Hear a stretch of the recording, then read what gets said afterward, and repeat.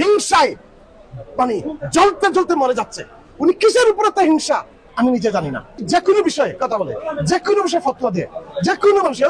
আল্লামা আব্বাসী হুজুর সিলেটের সেই সেমিনারে কোনো ব্যক্তি, কোনো ফাউন্ডেশন কিংবা কোনো মৌলবীর নাম উল্লেখ না করার পরও দেখতেছি সেই ভিডিওকে কেন্দ্র করে মায়ের দোয়া অন্ডকোষ পার্টির লোকদের পিছনের গু মাথায় উঠে গেছে।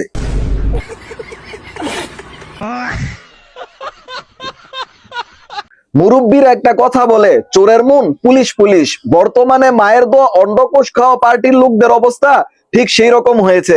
বাংলাদেশে এত এত ফাউন্ডেশন থাকার পরও হুজুরের প্রথম বক্তব্যটা তারা ইচ্ছাকৃতভাবে নিজেদের গায়ে মাখিয়ে বিষয়টাকে এতটুক বাড়িয়েছে। সঠিক বলেছেন। আপনি ওনার বডি ল্যাঙ্গুয়েজটা দেখবেন, উনি যখন কথা বলে ওনার চোখের দিকে তাকবেন, একটা চোখের কম না পায়, ওনার বডি ল্যাঙ্গুয়েজের দিকে তাকাবেন। করি ওনার একটু মানসিক চিকিৎসা করার দরকার, কারণ এই উনি উল্টাপাল্টা কথা বলতেছে, এটা ঠিক না।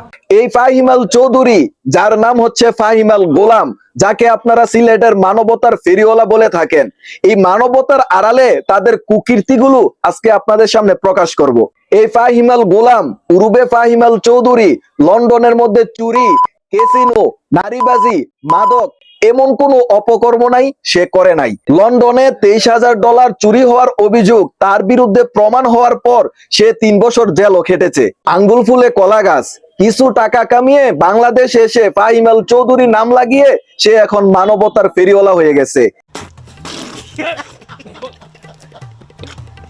এই হচ্ছে তাদের মানবতার আড়ালে তাদের আসল চরিত্র। কি মানুষ রে বাবা, ছি।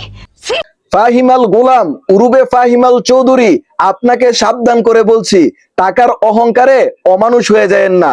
পীর মাশায়েখ ওলিয়া উলিয়াদের সাথে বেয়াদবি করলে একদম ধ্বংস হয়ে যাবেন। আপনার এইসব বক্তব্যের জন্য আপনাকে প্রকাশ্যে ক্ষমা চাইতে হবে, নতুবা সামনের মেয়র নির্বাচনে সিলেটের তাওহিদি সুন্নি জনতা আপনাকে লাল কার্ড দেখিয়ে দিবে ইনশাল্লাহ।